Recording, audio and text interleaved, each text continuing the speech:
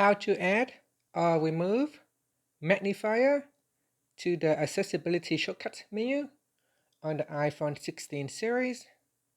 First, let's return back to the home screen by swiping up at the bottom of the screen. Now from the home screen, tap on Settings. Then in the Settings page, we scroll down and tap on Accessibility. After that, we scroll down to the bottom and then tap on Accessibility Shortcut. From here, we scroll down. Then in here, tap on Magnifier to select the item or deselect it.